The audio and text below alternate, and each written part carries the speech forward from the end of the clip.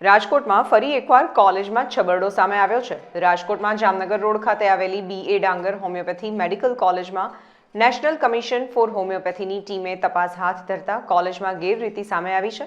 ડાંગર homeopathy medical college અને હોસ્પિટલમાં 80% સ્ટાફ નકલી હોવાનું ખુલ્યું છે।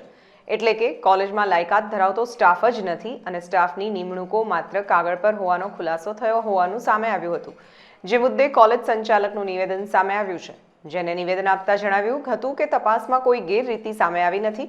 પૂર્વ પ્રિન્સિપાલ RK મિશ્રા દ્વારા બદનામ કરવાનો પ્રયાસ છે। RK મિશ્રા અરજી કરી ખોટા આરોપો લગાવે છે। અમારું પરિણામ યુનિવર્સિટીમાં તપાસ કરી શકો છો। આમ સંચાલકે તમામ ચર્ચાઓને ખોટી ઠરાવી હતી।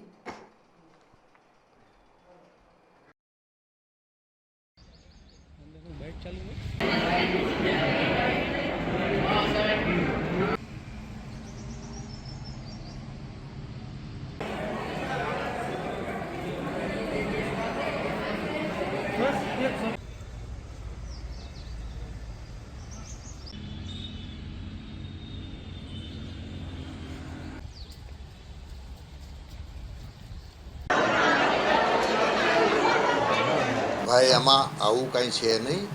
અમે તો 22 વર્ષથી કોલેજ ચલાવીએ છીએ અને અમારે સંસ્થા સારી રીતે ચલાવવી છે, એના માટે આ કોઈ સવાલ છે નહીં। એકચ્યુઅલ છે અમારા આ બધું કારણ છે એ અમારા પ્રિન્સિપાલ છે। અમારા પ્રિન્સિપાલને અમે નવેમ્બર મહિનામાં ટર્મિનેટ કર્યા હતા।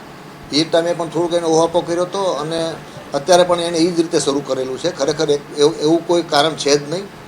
આ એનું પેલો જેને અમે અહીંયા મને ત્યારે ધમકી આપી હતી કે ભાઈ તમે મને ટર્મિનેટ કરશો તો હું તમારી કોલેજ ચાલુ નહીં રહેવા દઉં એમ।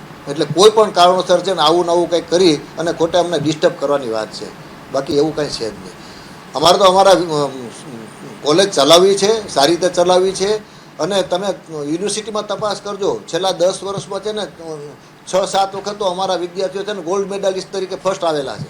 એટલે અમારો અભ્યાસ બાબતમાં કોઈ સવાલ છે જ નહીં સાહેબ। એનો રૂટીન કાર્યક્રમ છે, દર વર્ષે, આ વખતે નહીં દર વર્ષે આવે છે। અમારી કોલેજ 20 વર્ષથી છે, 20 વર્ષ સુધી છે ને ક્યારેક એક વખત ને ક્યારેક 2 વખત એ રીતના આવતા જ હોય છે એ લોકો ચેકિંગ માટે અને બાકી બધી વિગતો લઈ જતા હોય છે અને એમાં બીજું કોઈ કારણ છે જ નહીં અને એ તો રૂટીન પ્રોસેસ છે। તમને હું કહું છું, અત્યારે મેં હમણાં આ લોકો બધા સાથે હતા ત્યારે મેં વાત કરી હતી, એ રીતે હું આપને પણ વાત કરું છું કે તમે ગમે ત્યારે તમે આવો, અમે અમારા સ્ટાફની સાથે તમને મેળવી દઈએ, અમારા વિદ્યાર્થીઓ સાથે તમને મેળવી દઈએ કે તમને પોતાને સંતોષ થાય કે ના બરાબર છે। ગયા 2 દિવસ પહેલાં અમારું રિઝલ્ટ આવ્યું 3rd યર વાળાનું, તો યુનિવર્સિટી ફર્સ્ટ અમારો વિદ્યાર્થી આવેલો છે, એટલે એવો કોઈ સવાલ છે જ નહીં।